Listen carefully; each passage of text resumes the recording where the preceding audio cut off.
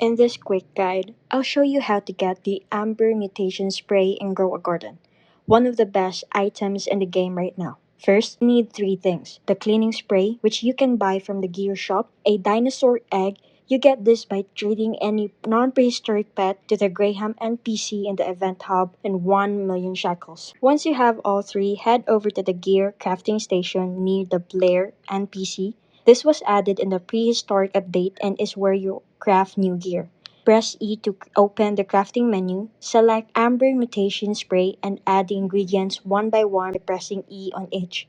Crafting takes 60 minutes, so you can either wait it out or spend 39 Robux to speed it up instantly.